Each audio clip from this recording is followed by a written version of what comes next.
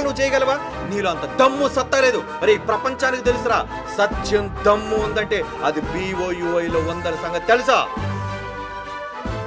అందుకే ఇప్పుడు మేము చేతకాని వాళ్ళం BOI దగ్గర ఏదో చేతకాని వాళ్ళకి అడంగులుగా అయిపోయి గాజు చేసుకున్నాం కనుక ఇప్పుడు BOI మీద బురద చల్లాలి అంటే చెప్పిన రెఫరెన్స్లు కౌంటర్ ఇవ్వడం చేతకాని వాళ్ళు మాట్లాడబడిన మాటను వక్రీకరించేసి ఏదో చెప్పేసినంత మాత్రాన హే ఇది లేదు. ఏమన్నా మాలాంటి పాటలు ఎవరైనా చేశారా? ఖండాంతరాలు దాటింది యేసు అని పాట చేసావరా? ఈ సంవత్సరమే దించావరా ఆ పాట?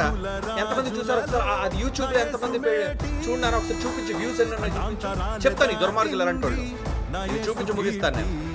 ఖండాంతరాలు దాటింది నా యేసు కీర్తి అని అరే నా పుట్టినరోజుగా దించావరా ఆ పాట.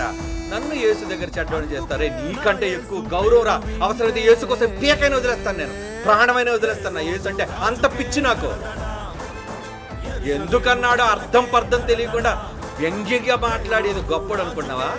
అవునులే గొప్పడు అనుకుంటా. నీ 4 గోళ్ల మధ్య నీ గొప్పతనరే నేను ఎక్కడ తెలుసా? జనారణ్యం ప్రజలలో స్వైర విహారం చేసేవాళ్ళం, అడిగేవాళ్ళం, ప్రశ్నించేవాళ్ళం. రారా ఎవడైనా బైబిల్ తప్పు ఉంటే అని పిలిచేవాళ్ళం. నీలా యూట్యూబ్ లో కూర్చొని పిలం. అంతరాలు దాటింది క్రీస్తుని రాయాలని BOUIకి సొంతం. మాలాంటి గొప్ప పాటలు, క్రీస్తును గణపరిచే పాటలు మీలాంటి రాయరు, రాయలేరు. కొన్ని రాసి చూపించండి మాకంటే గొప్పగా. ఏమండి నిజంగా ఆ పాటని యేసుప్రభు గొప్పతనం కోసం ఎవరైనా షేర్ చేశారా? చెయ్యరు. ఎందుకు? BOUI రాశారు అంటే BOUI కోసం యేసుప్రభుని కూడా ఏం చేస్తావు నువ్వు? ఖ్యాతినికి ఎవడ నీకు ఇష్టం లేదు. అరే మీరందరూ క్రీస్తు విరోధులరా. తండ్రిని కొడుకుని ఒప్పుకొని వాళ్ళు మీరే విరోధులు. నాకు పాప క్షమాపణ ఉంది ఒకళ్ళు అనుకున్నా. క్రీస్తునన్న కానీ పరిశుద్ధాత్మ భిన్నంగా బైబిల్లో రాయబడిన దాన్ని కలిపి చెరిపి సిద్ధాంతం ఏంటంటే త్రిత్వ సిద్ధాంతం. దాన్ని స్థాపించడానికి 1000 సంవత్సరాలు 100 సంవత్సరాల క్రితం జరిగిన కుట్ర మీకు చూపించాను. అది కాబట్టి మీరు కూడా గూగుల్ పెట్టి చూసుకోండి, అది నిజమో కాదో. జోహనైన్ కోమా అన్నది కాదో, ఎరాస్మస్ అన్నాడు ఉన్నాడో లేదో, ఇది జరిగిందో లేదో మీరు చూడండి. నా ఒక్కడిగా నేను చెబుతున్న మాట కాదు కదా.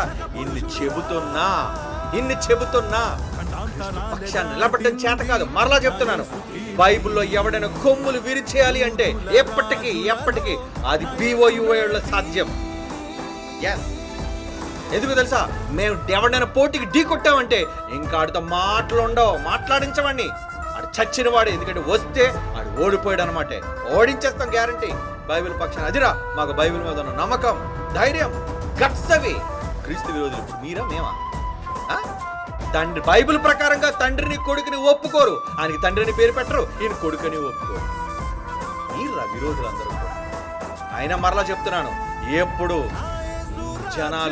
జనాల మాటలకు తల దించేది లేదు. ఎప్పుడు ఈ తల దించాలి అంటే అది దేవుడికి, బైబిల్కి, నా తండ్రి అయిన యెహోవాకి తప్ప ఎవ్వడికి తల దించడు. BOUలో నిజమైన క్రిస్టియన్, ట్రూ క్రిస్టియన్ అదేనా AITCC అంటే ట్రూ క్రిస్టియన్. కుమారుని ఒప్పుకొని దొంగ సిద్ధాంతాలను ప్రజల మధ్య ప్రవేశపెడుతున్నారు. క్రీస్తు విరోధులుగా మారుస్తున్నారు వాళ్ళందరినీ. తండ్రిని కొడుకుని ఒప్పుకోవాలి, తండ్రిగా యెహోవాను ఒప్పుకోవాలి, కుమారుడిగా క్రీస్తుని ఒప్పుకోవాలి. లేదంటే వాడు విరోధి. అలా విరోధులుగా చాలా మంది బైబిల్లో లేని వాక్యాలను చూపించి వాళ్ళు చాలా భయంకరంగా త్రిత్వ సిద్ధాంతానికి వీళ్ళు పునాది వేశారు. అది ఆల్రెడీ స్కామ్ అని మీకు చూపించారు. ఇప్పుడు అది స్కామ్.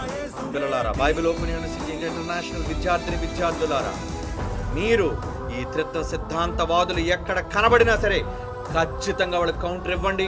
తండ్రి, కుమారుడు, పరిశుద్ధాత్మ ముగ్గురు వేరుగా ఉన్నారు అనే నిజాన్ని ప్రజల నుంచి విపరీతంగా తీసుకుని వెళ్ళండి. ఎందుకో తెలుసా?